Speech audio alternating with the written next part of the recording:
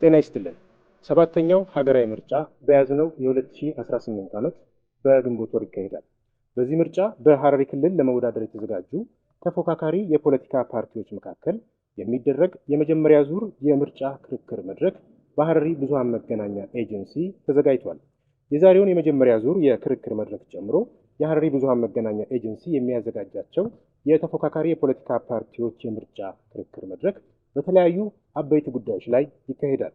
በምርጫ ክርክር መድረኮቹ የሚሳተፉ ተፎካካሪ የፖለቲካ ፓርቲዎች ደግሞ በምርጫ 2018 ዓ.ም በሐረሪ ክልል ለመወዳደር እጩ ያቀረቡ የፖለቲካ ፓርቲዎች ናቸው። ይህንን የምርጫ ክርክር መድረክ ለማዘጋጀትም የሐረሪ ክልል ብዙሃን መገናኛ ኤጀንሲ ከኢትዮጵያ ብሔራዊ ምርጫ ቦርድ የሐረሪ ክልል ቅርንጫፍ ጋር በመተባበር በምርጫ ክርክሩ ለመሳተፍ በክልሉ ለሚወዳደሩ የፖለቲካ ፓርቲዎች ጥሪ አቅርቧል። ጥሪውን ተከትሎም በመድረኩ ለመሳተፍ ምላሽ የሰጡ በምርጫ 2018ም በሐረሪ ክልል ለመወዳደር ከተዘጋጁ የፖለቲካ ፓርቲ ተወካዮች ጋርም በምርጫ ክርክር ርዕሰ ጉዳዮችና የምርጫ ክርክር ላይ የሚሳተፉ የፖለቲካ ፓርቲዎች ስብጥርን በተመለከተ ውይይትና ስምምነት ተካሂዷል። በዚሁ መሰረት ለመጀመሪያው ዙር የምርጫ ክርክር መድረክ 4 የፖለቲካ ፓርቲዎች ለመከራከር እዚህ ይገኛሉ። ተፎካካሪ ፓርቲዎቹ በዚህ መድረክ ለክርክር በተመረጠው ጉዳይ ላይ የፓርቲያቸውን አቋም፣ የፖሊሲ አማራጭና ለሀገርና ለዜጎች በተሻለ ደረጃ ይበጃል የሚሉትን ሀሳብ ለመራጮች የሚገልጹበት፣ ለሌሎች ተፎካካሪዎች ጥያቄ የሚያቀርቡበት፣ የሚጠየቁበትና መልስ የሚሰጡበት ቆይታ ይኖረናል። ክቡራትና ክቡራን፣ በዚህ የምርጫ ክርክር የተገኛችሁ የተፎካካሪ ፖለቲካ ፓርቲ ተወካዮች እንኳን ደህና መጣችሁ። የተከበራችሁ የዚህ የምርጫ ክርክር ተሳታፊዎችና የተከበራችሁ ተመልካቾች፣ የምርጫ ክርክር መድረኩ ዋና አጀንዳ የኢኮኖሚ ጉዳይ ላይ ያተኩራል። በዋናነትም ሀገር ያሏት ሁለንተናዊ ጸጋዎችን በክልላዊና ሀገራዊ ምጣኔ ሀብት መሰረታዊ ጉዳዮችን መሰረት በማድረግ ተሳታፊ የፖለቲካ ፓርቲዎች የፓርቲያቸውን የኢኮኖሚ ፕሮግራም ወይም ደግሞ አቋም ያሳውቁናል።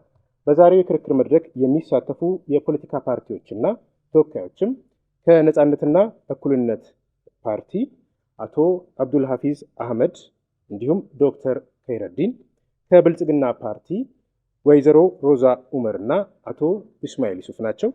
ከኢትዮጵያ ብሔራዊ አንድነት ፓርቲን በመወከል የተገኙት ወይዘሮ ሐሰነት ሙሜና አቶ አርአያ ኃይለ ሚካኤል ናቸው። እንዲሁም ከሐረሪ ዴሞክራሲያዊ ድርጅት የተገኙት አቶ ሁሴን ሱሌይማንና አቶ ካሊድ ጃማ ናቸው። የተከበራችሁ ተመልካቾች፣ የተከበራችሁ የክርክር መድረኩ ተሳታፊ የፖለቲካ ፓርቲ ተወካዮች በድጋሚ መልካም ቆይታ እንዲሆንላችሁ እመኛለሁ።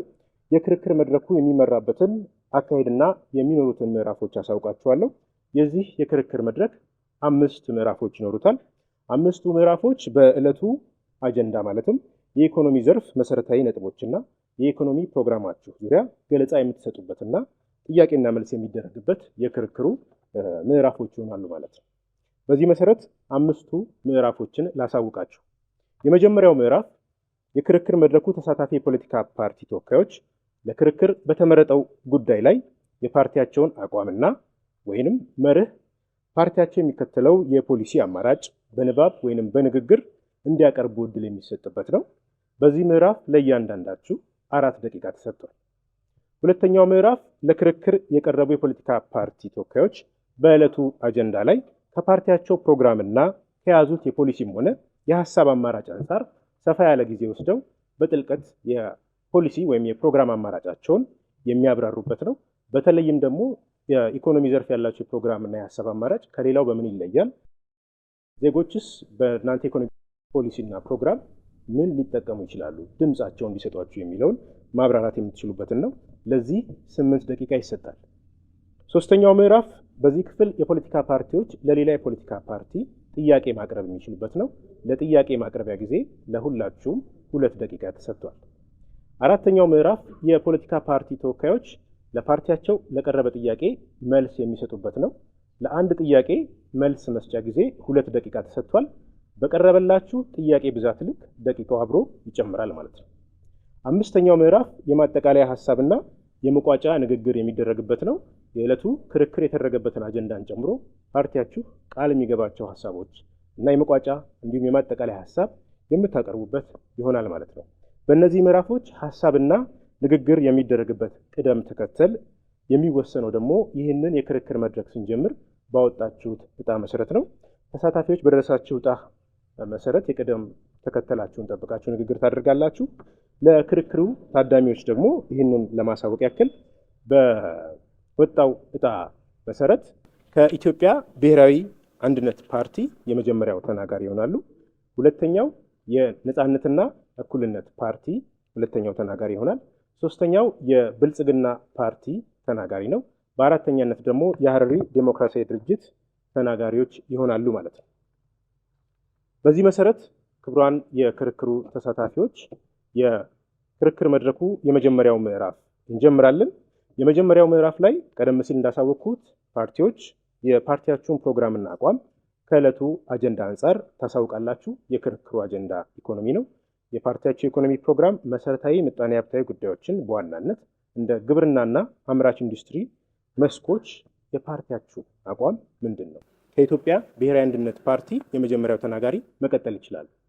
ኢኮኖሚ ፖሊሲ በመቀጠል ደግሞ አርሶ አደሩን እያለ አርብቶ አደሩን በከተማ ውስጥ ያለውን የማይተኛውም በኢኮኖሚ ተጠቃሚ ሊሆን የሚችለውን ያማከለ የኢኮኖሚ ስርዓት በመገንባት የጋራ ኢኮኖሚ ወጥነት ያለውን ማረጋገጥ የሚል ይሆናል።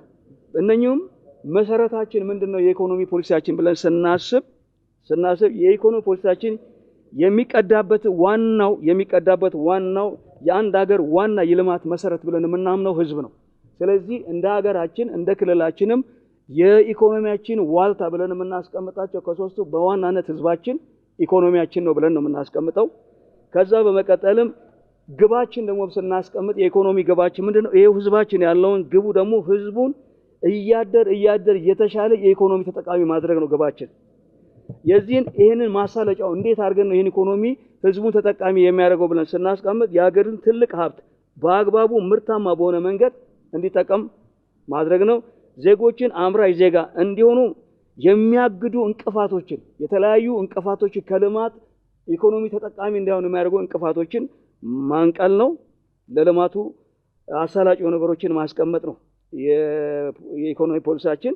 ሌሎች ዜጎች አፍላቂነትና ተነሳሽነት ምክንያቱም ምድራችን ላይ ያለውን አፍላቂነት ተነሳሽነት በማነሳሳት የተሻለ ምርታማነትንና የተሻለ ተጠቃሚነትን የማድረግ ነው።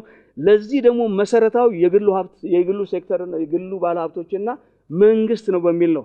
በበለጠ ግን ይህ ኢኮኖሚ ስርዓታችንን መሬት ያስይዘዋል ብለን ተጠቃሚ ያደርጋል ብለን የምናስበው የግሉ ባለሀብትን በማበረታታት ነው። መንግስት ግን ስራ አጥነት ሲበዛና የዋጋ ግሽበት ሲቃ ጣልቃ በመግባት ኢንተርፊር በማድረግ በማረጋጋት ስራ አጥነትን በመቀነስ አገራችንን ልማቱን ያሳለጠና ተጠቃሚነቱን ሙሉ ያሰፋን። በሁለተኛነት ደግሞ ህዝባችን ልማታችን ነው የኢኮኖሚ አውታራችን ስል በሁለተኛ ደግሞ ግብርናችን ነው። ግብርናችን እንደሚታወቀው የግብርናን ዋና የፖሊሲያችን የደም ስር ነው ብለን ነው የምናስቀምጠው። እንዴት ነው ይሄን የደም ስር የሆነ ሰፊው 87% እስከ 85% የሆነውን ገበሬውን ክፍል ተጠቃሚ የምናደርገው? ያለ ገበሬው እድገት ኢኮኖሚያዊ የሆነ እድገት ስለሌለ ምንድነው ዋናው መሰረት አርሶ አደሮችን የግል መሬት ተጠቃሚ ማድረግ ነው ፖሊሲያችን። እንዴት ገበሬው መሬቱ የራሱ እንዲሆን እየደነገጠ የሚያርሰው መሬት እንዳይኖር የኔ ነው ብሎ ሙሉ አቅሙን ከነ ቤተሰቡ አርግቶ ኢኮኖሚውን የሚያሳድግና ተጠቃሚ የሚሆንበትን በምን የመሸጥ የመለወጥ የማውረስ በዋስትና በወለድ አገድ።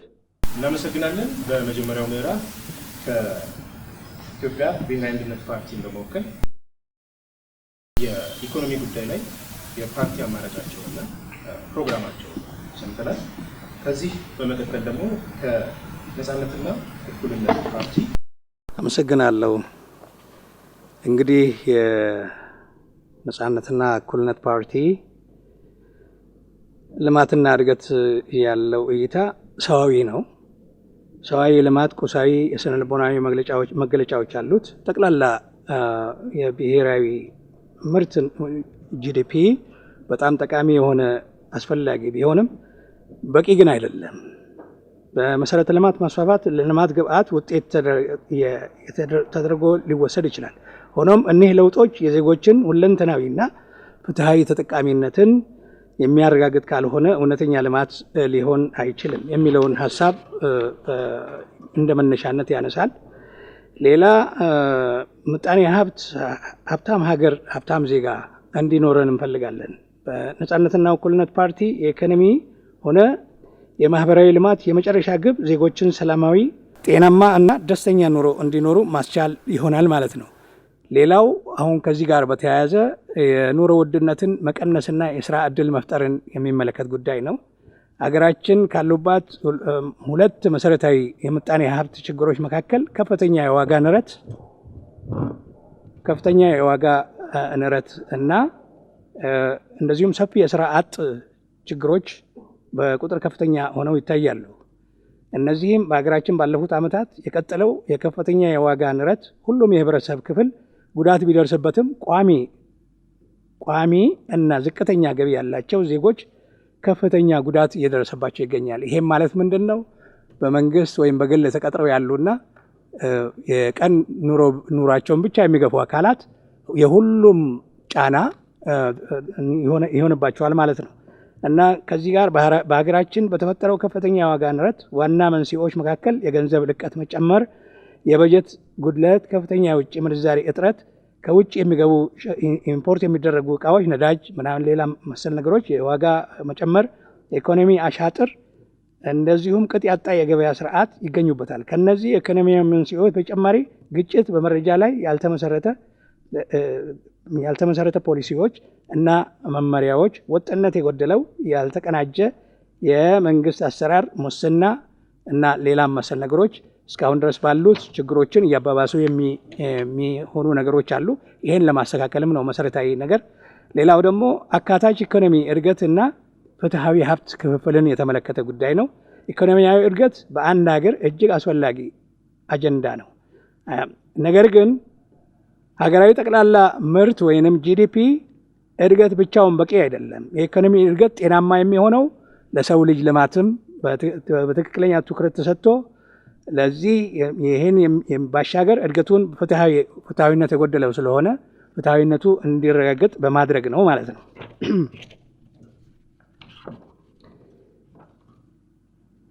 እንደዚሁም ግብርናን በተመለከተ የምንከተላቸው አንዳንድ ጉዳዮችን ስንመለከት ደግሞ ምንድን ነው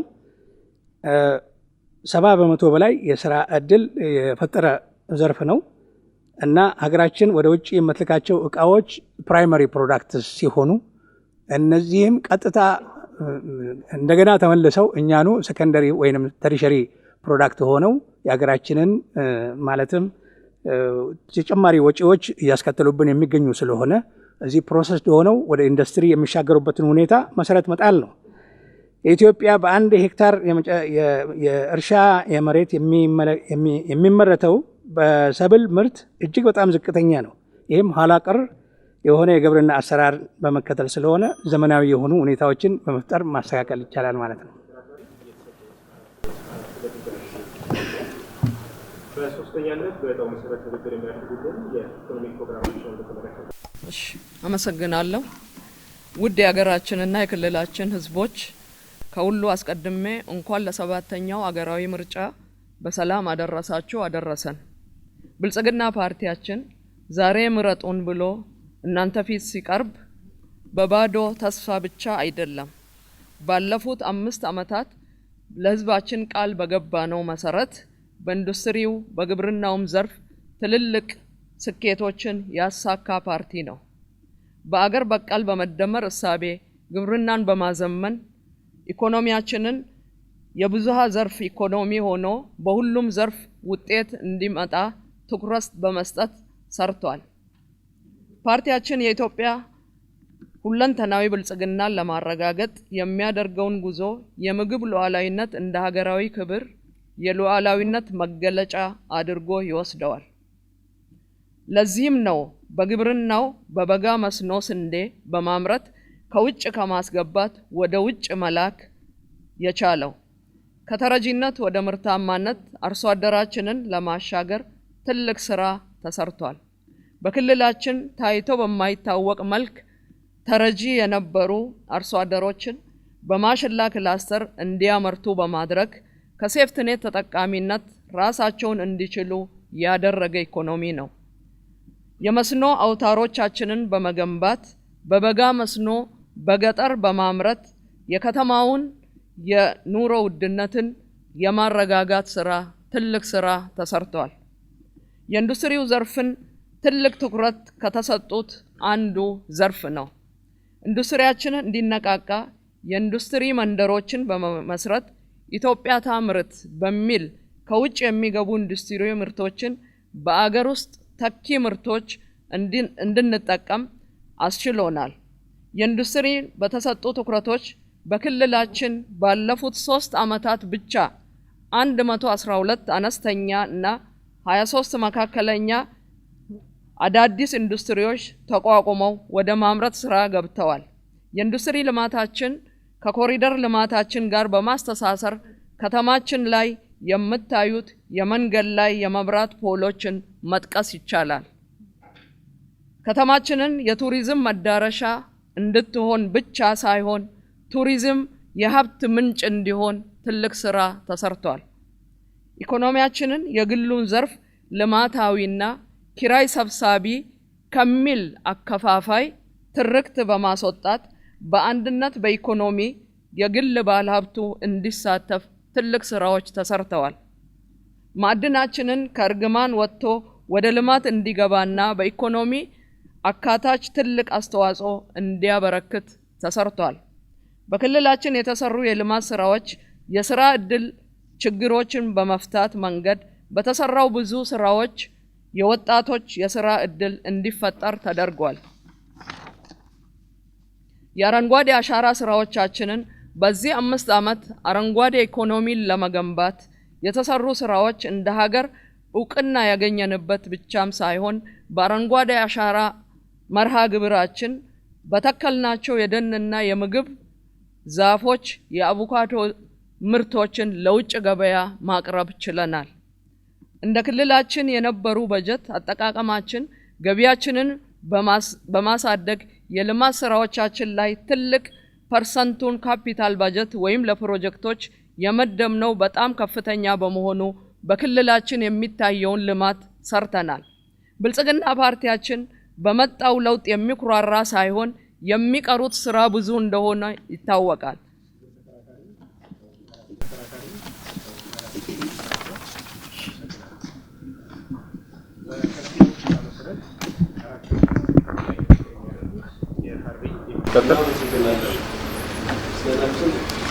በተለይ ይህንን መድረክ ለተለያዩ ፖለቲካ ፓርቲዎች እንድንከራከር እንዲሁም እንድንተዋወቅ ያደረገው የሀረሪ ማስ ሚዲያን ለማመስገን እወዳለሁ። ውድ የሀረሪ ህዝብ እንዲሁም የተለያዩ ክልል ውስጥ ያሉ የሀረሪ ህዝቦች ለምሳሌ በኦሮሚያ አሰበ ተፈሪ፣ ሀዲስ፣ ኮምቦልቻ እንዲሁም ጉርሱም ለሚገኙ የሀረሪ ህዝብ በተጨማሪም በሶማሌ ክልል ለሚገኙ በጅጅጋ ከተማ ለሀረሪ ተወላጅ ህዝብ በተጨማሪ በድሬዳዋ እንዲሁም በአዲስ አበባ ለሚገኙ የሀረሪ ህዝብ ይህንን እድል የሰባተኛውን ምርጫ የሀገራዊ ምርጫ እድል በማግኘቴ ፊታችሁ ቆሜ የምናገረው እንደሚከተለው ይሆናል። የሀረሪ ዲሞክራሲያዊ ድርጅት ባለፈው በስድስተኛው የሀገራዊ ምርጫ ላይ ብቁ ተሳትፎ እንዳደረገ ህዝቡ ያምናል። በአሁኑ የኢኮኖሚ ተጠያቂነትን በሚመለከት ዙሪያ እንዳው የግብርናውን ብናገር ወንድሜ ገልጿል። የግብርናውን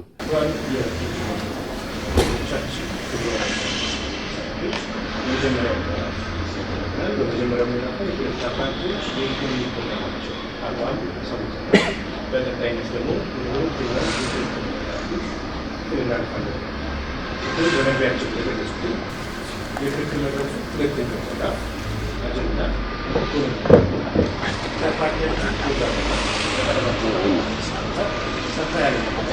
ያለው ያው ቅድም በመግቢያችን ላይ ለማንሳት እንደተሞከረው የኢኮኖሚ ፕሮግራማችን ፖሊሲ በዋናነት ህዝባችን ነው። የልማት መሰረታችን ህዝባችን ነው። የልማት ግባችንም ህዝቡን የተሻለ የኑሮ ኢኮኖሚ ማስያዝ ነው። ይሄን የኢኮኖሚ መሰረት እንዴት ያይዛዝም መንግስትና የግል ባለሀብቶችን በማቀናጀት የተሻለ ህዝቡን በኢኮኖሚ ተጠቃሚ ማድረግ ነው።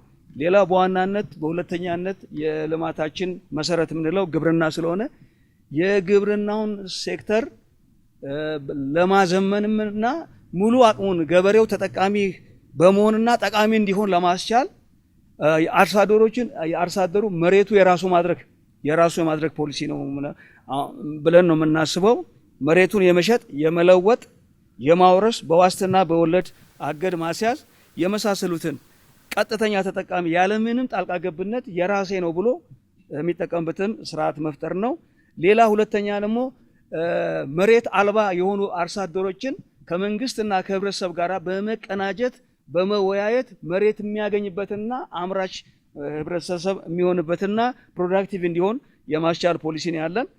ሶስተኛ ሰፊና ዘመናዊ የእርሻ የተቆራረጠ መሬቶችን በማገጣጠም ወይ ለባለ ሀብት ወይንም ራሱ ገበሬው በማቀናጀት ይዞታው በውል ወይንም በኮንሴሽን ተጠቃሚ በማድረግ ሰፊ የምርታማነትን ስርዓት ማሳደግ የሚል የኢኮኖሚ ፖሊሲ አማራጮች ነው ያለን። መንግስት የአርሶ አደሩን የኑሮ ደረጃ ፍላጊውን እርዳታ ያደርጋል። ይሄን እንዴት ነው? በግብአቶች ላይ በማዳበሪያ የማዳበሪያዎችን በማቅረብ ምርጥ ዘር በማቅረብና ሰብል ተባይ መከላከያዎች ላይ ከቀረጥ ነፃ በሆነ መልኩ ገበሬው ተጠቃሚ የሚያደርግበትን ፖሊሲ ለገበሬው በመስጠት ምርታማነቱንና ኢኮኖሚ ከፍ ያደርጋል ብለን ሌላው ግብርናና ኢንዱስትሪ ማኒፋክቸሪንግ ማያያዝ ሁለቱ ተመጋጋቢዎች ስለሆኑ አንደኛው አቅርቦት አለው አንደኛው ስለዚህ ይሄንን ተመጋጋቢ የሆነ ስርዓት በማቀናጀት ሁለቱም ግብርናውና ኢንዱስትሪ ተመጋጋቢ የማድረግ የአማራጭ የኢኮኖሚ ፖሊሲ ነው ያለን።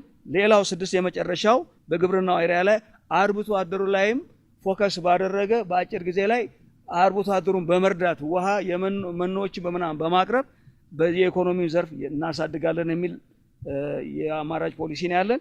ሌላው በኢንዱስትሪ እና ማኒፋክቸሪንግ ዘርፍ በሀገር ውስጥ ያለው ከፍተኛ ወጣትን ተጠቃሚ የሚያደርግ የሚያሳካ በሆኑ በሀገር ውስጥም ሆነ ከሀገር ውጭ ለምሳሌ ሀረርን ስናስባት ማኒፋክቸሪንግ የቆየ ነው። በኃይለ ሥላሴ ጊዜ ጀምሮ እዚህ ጋር ቢሲዲሞ ላይ ነበረ፣ እዚህ ጋር ሜንሽን አለ። ደከር ላይ ምናልባት እናንተ ትላንት የመጣችሁ እንጂ ብዙ ደከር ላይ አሁን ኖራ ፋብሪካ ነበረ፣ ዜት ፋብሪካ ነበረ ደከር ላይ። እዚህ ጋር ዜት ፋብሪካ ነበረ። ባብሌ ላይ ባብሌ ውሃና ኪኖቶ ነበረ። ስለዚህ እነኚህ የነበሩትን በማስፋትና በማሳደግ ህዝቡ ተጠቃሚ ለምሳሌ ምንድነው ሪሶርስኛ አጀለው ማኒፋክቸሪንግ ስል ከግብርናው ጋር ተመጋጋቢ ስለሆነ ሎዝ የኛ ነው። ተስፋዬ ኦቾሎኒ ቅቤ የሚለው ግን ከፍቼ ነው ይመጣል።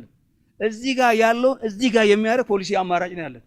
የኢትዮጵያ ብሔራዊ አንድነት ፓርቲ እኛ ጋር ያለውን ሪሶርስ በማየት አይኖቻችንን ከፈተን በማየት ፕሮዳክቲቭን ሃይ በማድረግ ከኢምፖርት የምናደርግበትንና ኢኮኖሚውን ከፍ የምናደርግበትን ፖሊሲ አለን፣ አማራጭ ፖሊሲ አለን ብለን ነው የምናስበው። የኢንዱስትሪ ፖሊሲ ሰራተኞችን ብቃት የኢንዱስትሪው ሰራተኞችን ብቃት ከፍ በማድረግና ተጠቃሚነታቸውን ከፍ በማድረግ ኢንዱስትሪውን ማስፋት። ማንኛውም ሰው ገቢው ካላደገ ሽፍት ስለሚያደርግ እዚህ ጋር ገቢውን አንደኛ እውቀቱን ከፍ በማድረግ ገቢውን ከፍ የማድረግ ፖሊሲ አለን። ህዝቡን ተሳታፊ በማምረት ሀገር ውስጥ ገበያ ላይ አዎንታዊ ተጽዕኖ አሁን የሚመረተው ምርት ህዝቡን ተጠቃሚ በማድረግ ህዝቡን በመቀስቀስ ይሄ ህዝብ እዚህ ጋር ያለው ምርት በመጠቀም ሀገራዊ ምርት ሳቤ እንዲኖረው የሀገራችን አሳቤ ያለው ከውጭ የመጣውን ፕሮዳክሽን መግዛት ነው። ስለዚህ የኛ አማራጭ ደግሞ የምንለው እዚሁ ጋር ያለውን እዚሁ የሚጠቀምበትን ህብረተሰቡ አገር ወዳድ የሚሆን የኢኮኖሚ ፖሊሲ አለን ብለን እናምናለን። በተረፈ ተጨማሪ እሺ ያው አመሰግናለሁኝ። ያው በአብዛኛው በባልደረባዬ አብሮኝ ባለው አቶ አሪያ ጠቅሰውታል።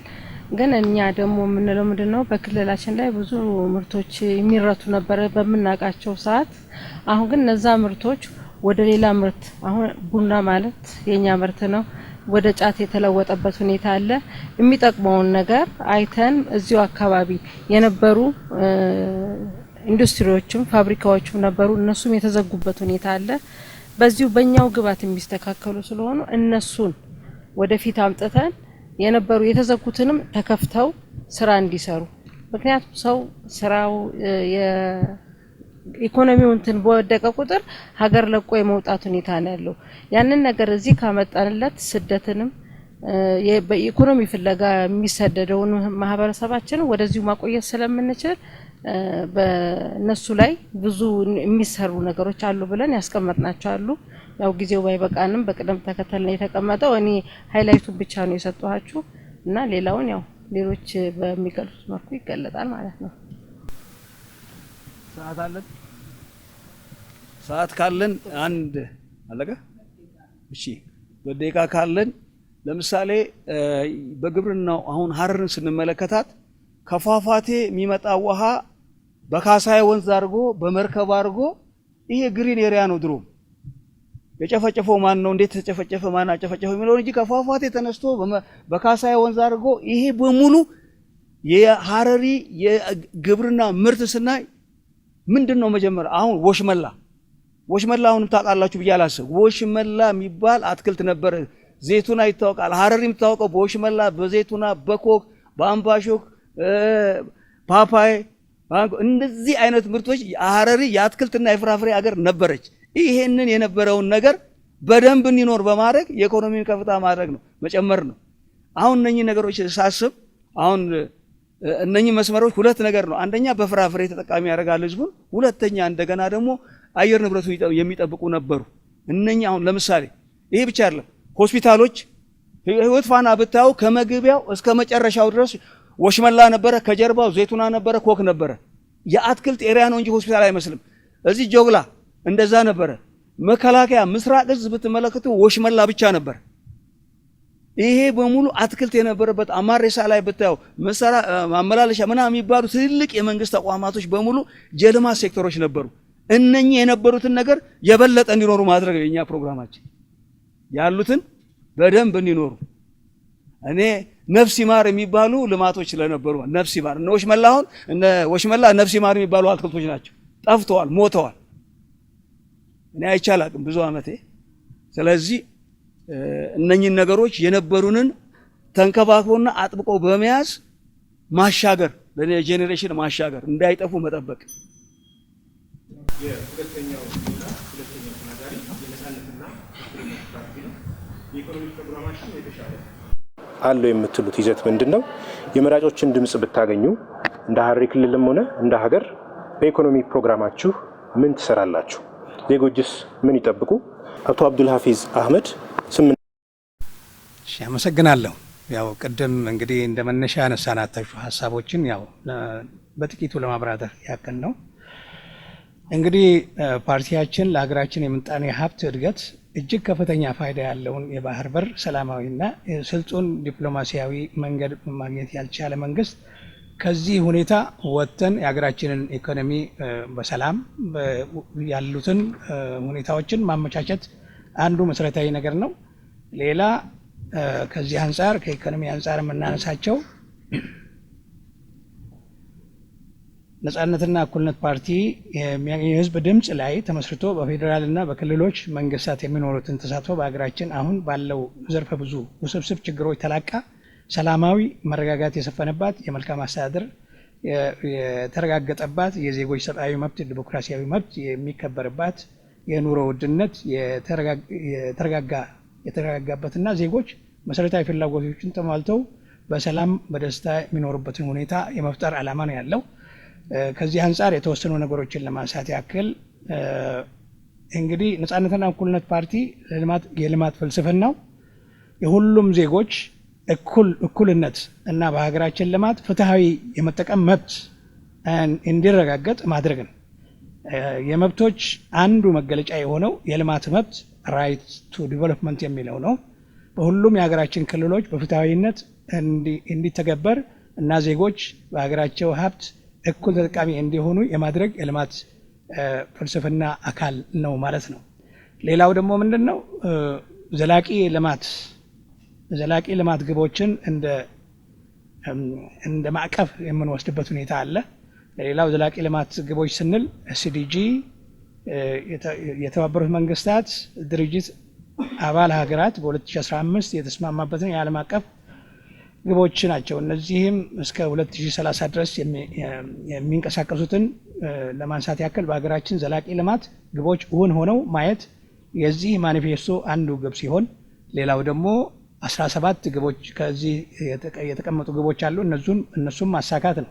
ይሁን እንጂ ማኒፌስቶ ዘላቂ የልማት ግቦችን ያልተካተቱ ሌላ ጉዳዮችንም አንድ ላይ ያጠቃልላል ማለት ነው።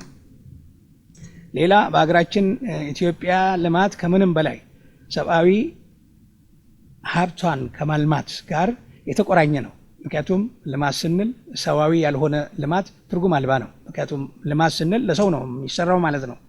ከሀብቶች ሁሉ ውድ ሀብት የሰው ሀብት ስለሆነ ማለት ነው። ሂውማን ካፒታልን ወደ ስራ እንዲገባ የምናደርግበት ሁኔታ አሁን ባለው ሁኔታ የስራ አጥነት ሁኔታ እየሰፋ ያለ፣ ምክንያቱም በተማሪዎች ትምህርታቸውን ጨርሰው ስራ ላይ የመሰማራት ዝንባሌው በጣም ዝቅተኛ ስለሆነ ይሄንን ኢንዱስትሪ መር በሆነው መሰረታዊ ነገር የስራ ዕድሎችን በመፍጠር የሀገር ልማትን ማሳደግ ማለት ነው። ሌላ ከምንም በላይ ልዩነትን የሚያከብር ድህነትን የሚጸየፍ የሚያበራክት ሳይሆን የሚጸየፍ ኮሚኒቲ እንዲፈጠር ማድረግ መቻል ነው።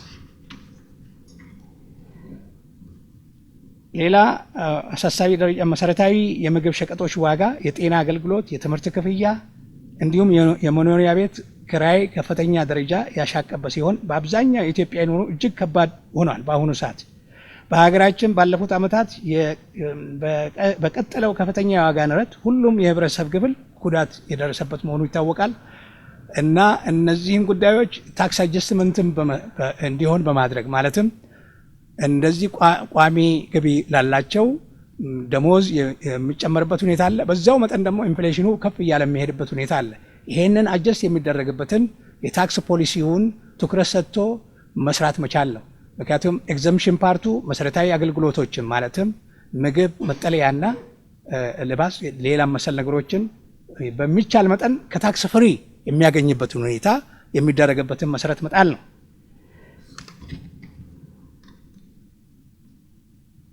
ሌላ ስራ አጥነትን በሀገራችን ውስጥ መሰረታዊ የኢኮኖሚ ችግር ነው። በከተማም ሆነ በገጠር የስራ አጥነት ምጣኔ እጅግ ከፍተኛ ነው። በየአመቱ ከፍተኛ ትምህርት ተቋማት የሚወጡ በመቶ ሺዎች የሚቆጠሩ ወጣቶች በስራ እድል ማጣት ላይ ይገኛሉ እና ከትምህርት ዝግጅትና ከልምዳቸው ጋር ተመጣጣኝ የስራ እድል ባለማግኘት ምክንያት ዝቅተኛ ክፍያ ወይም በጊዜያዊነት የሚሰሩ ወይም አንደር ኤምፕሎይመንት በሀገራችን ውስጥ ያው ይሄንን እንደ በትክክለኛ ተሰርቶ ወደ ትክክለኛ ሙያቸውን ለሀገር ልማት የሚያውሉበት ሁኔታ እንዲፈጠር ያደርጋል ማለት ነው። ሌላ ነጻነትና እኩልነት ፓርቲ በሀገራችን የተፈጠረው ከፍተኛ ዋጋ ንረት በትክክለኛ ነፃ የሆነ ገበያ እንዳለ ሆኖ መንግስት ኢንተርቬን በሚያደርግበት ሁኔታ አንዳንድ ሁኔታዎች እንዲሳከሉ የሚያደርግበትን መሰረት ይጥላል ማለት ነው። ሌላ አካታች የኢኮኖሚ እድገትን የሚሆኑ ሁኔታዎችን ማለት በፍትሃዊነት እንዲካተቱ ይሆናል። ሌላ ግብርናን በተመለከተ በኢትዮጵያ ውስጥ በአንድ ሄክታር የሚመረተው ምርታማነትን ማሳደግ ማለት ነው። ሌላ ደግሞ ነጻነትና እኩልነት ግብርና ዘርፉ ምርታማነትን በማሳደግ እና የምግብ ዋስትናን በማረጋገጥ የሚከተሉትን የትኩረት አቅጣጫዎች ይሰራል። ምርጥ ዘር እና ማዳበሪያ፣ የዲጂታል ኤክስቴንሽን አገልግሎት፣ የግብርና ሚሽነሪዎች ሜካናይዜሽን እንዲሁም የአፈር ጤንነት ተግባራዊ በመጠቀም እስከ 2023 ድረስ አማካይ የሰብል ምርታማነት በ30% እንዲያድግ የሚያደርግበት ሁኔታ ይሆናል።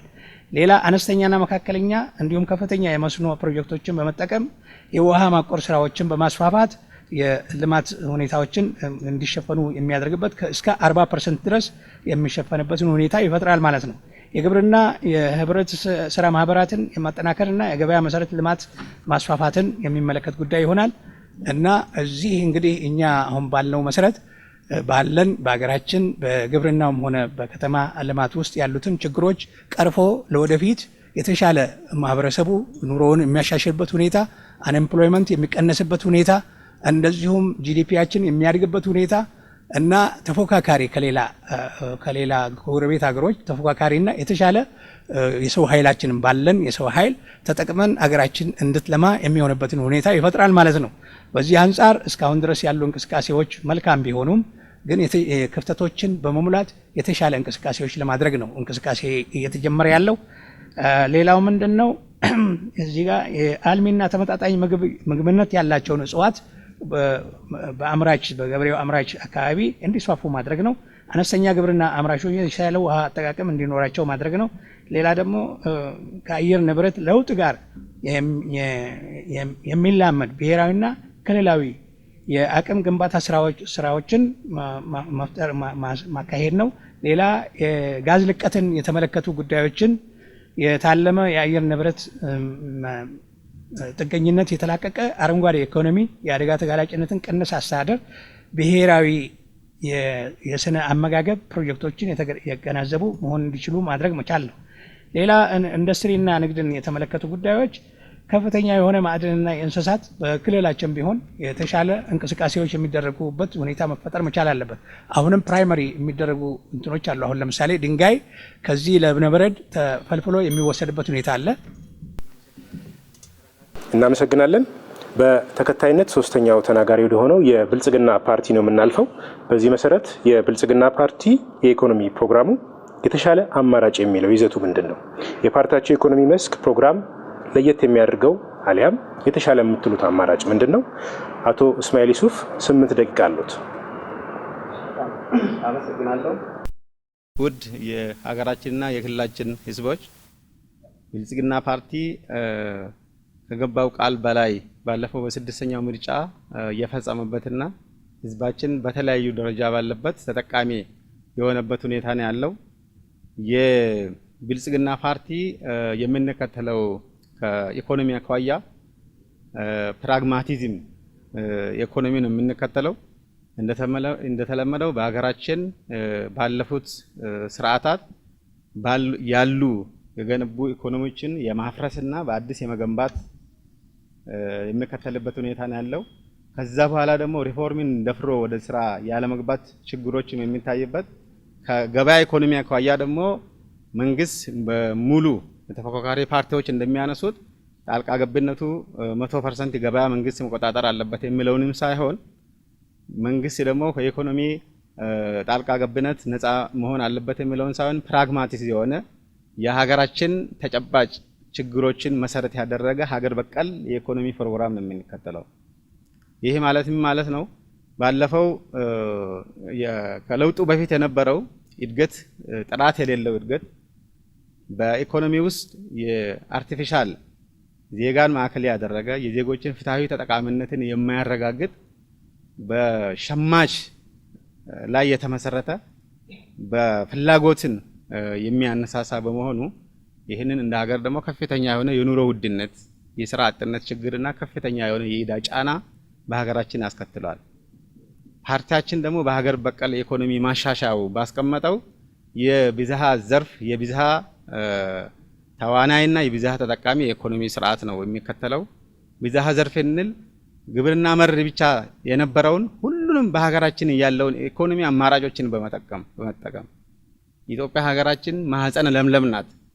ስለዚህ በሁሉም ያሉን በግብርናው፣ በኢንዱስትሪም፣ በማዕድንም፣ በቱሪዝም፣ በዲጂታል፣ በአይሲቲም ያሉ ሁሉንም አማራጮችን መንግስት የሚያስፈልገውን ድጋፎች፣ መሰረተ ልማቶችን፣ የግብአት አቅርቦቶችን በማቅረብ ከፍተኛ የሆነ የምርትና ምርታማነትን የምናሻሽልበት የኢኮኖሚ ስርዓት ነው የምንከተለው። ባለፉት ከስራ ዕድል ፈጠራ አኳያ ራሱ ስናይ ከለውጡ በፊት የነበረው ሸማች ስራ ፈጠራ ነው ሲያበረታታ የነበረው። የአምራች ስራ ፈጠራ ሳይሆን በተለያዩ መንግስት በሚሰራቸው የኮሜርሻል ሎን መንግስት ብድር እየወሰደ ከውጭ የሚመጣውን በሀገር ውስጥ ብድር ወስዶ ከፍተኛ የሆነ መሰረተ ልማት ላይ መንግስት የሚሳተፍበት ሁኔታ ስለነበረ በዛ ዙሪያ የሚፈጠሩ ስርዓቶች ሌላ ዲማንድን እየፈጠረ የሀገሪቱን የስራ አጥነት ችግር ከፍተኛ አደጋ ውስጥ የከተተበት ሁኔታ ነው ያለው። አሁን የምንከተለው የስራ ዕድል ፈጠራ ጋር ተያይዞ የኢኮኖሚም ጋር ተያይዞ ያለው ሁሉንም ተጠቃሚ የሚያደርግ በሁሉም ዘርፎች በግብርናም በኢንዱስትሪም ባሉም በቱሪዝም የስራ ችግሮችን የሚፈታበትን የፖሊሲ አቅጣጫ የምንከተልበት ሁኔታ ነው ያለው። ስለዚህ እነዚህን ዘርፎች ቅድም ያስቀመጡት ግብርናንም በተመለከተ የራሱ የሆነ የሀገር በቀል ኢኮኖሚ ማሻሻያ ምንድነው ያለው ችግር የሚለውን የአሰራር ችግር፣ የህግ ማዕቀፍ ችግር ኢቭን ከግብርና ጋር ተያይዞ ያለው የመሬት አጠቃቀምን ከማሻሻል ወደ ኩታ ገጠም እንዲመረት ከማድረግና በአርሶ አደር ማሳ ላይ የሚመረተውን ደግሞ የምርትና ምርታማነትን መሰረታዊ የሆኑ የኑሮ ውድነትን ችግር ሊፈታ የሚችል የአምራች ዘርፍ ላይ ፎከስ ተደርጎ የሀገር በቀል ኢኮኖሚ የሀገራችንን ተጨባጭ ሁኔታ በሚያሳይ መልኩ ተነድፎ የአንደኛው ሀገር በቀል ኢኮኖሚ ማሻሻያ ትልቅ ለውጥ ያመጣበትና ሁለተኛው ደግሞ ሀገር በቀል ኢኮኖሚ ማሻሻያ ተደርጎ የሀገራችን ኢኮኖሚ በከፍተኛ ደረጃ እየተሻሻለ ያለበት ሁኔታ ነው ያለው። ከብዙ ተዋናይ ጋር ተያይዞ ያለው የመንግስት ድርሻውን ብቻ ሳይሆን የግሉንም ዘርፍ የሚያበረታታ የግሉ ዘርፍ በሀገር ኢኮኖሚ እድገት ላይ የራሱን አስተዋጽኦ እንዲያደርግ አበረታች ስራዎች መንግስት ሰርቷል ማለት ነው። ስለዚህ ተዋናያኑ መንግስት ብቻ ሳይሆን የግሉንም ዘርፍ ምቹ ሁኔታ በመፍጠር የኢንቨስትመንት የውጭ ሀገር የፎረን ዳይሬክት ኢንቨስትመንትንም በመሳብ የሀገር ውስጥንም ኢንቨስትመንትን በማሻሻል የኢንቨስት አዋጆችንም በማውጣት የንግድ ህግ 60 ዓመት ያልተሻሻለውን የሀገራችን የንግድ ህግ ከውጭ እንዲያስገቡ የተከለከሉ ነገሮችን ለግሉ ዘርፍ መንግስት ነፃ እና እንዲያስገባ በማድረግ ከፍተኛ የሆነ የግሉና የመንግስት በኢኮኖሚ ላይ ተዋናይ እንደሆኑ የግሉ ዘርፎ ደግሞ የኢኮኖሚው ሞተር እንደሆነ አበረታች ስራዎች እየተሰራ ያለበት ሁኔታ ነው ያለው። ከብዝሃ ተጠቃሚነት ጋር ተያይዞ ያለውን ሁሉንም ተጠቃሚ የሚያደርግ የኢኮኖሚ አማራጭ ፓርቲያችን የሚያምነው በዜጎች ክብር ነው የሚያምነው። የኢትዮጵያን ብልጽግና ማረጋገጥ ማለት የዜጎችን ብልጽግና ማረጋገጥ ማለት ነው። ስለዚህ ከዚህ አኳያ ሁሉንም ተጠቃሚ የሚያደርግ የብዝሃ ተጠቃሚ የምንለውን በሁሉም ዘርፍ የስራ ዕድልም እንዲፈጠር የተደረገበት ሁኔታ ነው ያለው። ስለዚህ ከዚህ ጋር ተያይዞ ያለው እንደ ሀገር ትኩረት ከተሰጠው በተለይ ከኑሮ ውድነትም ከማሻሻልም ጋር ተያይዞ መንግስት የተለያዩ እርምጃዎችን የማክሮ ኢኮኖሚ ማሻሻያውን በማድረግ ከውጭ ምንዛሬ ጋርም ተያይዞ ያለውን ትልቅ ትኩረት ተሰጥቶ እየሰራ ያለበት ሁኔታ ነው ያለው።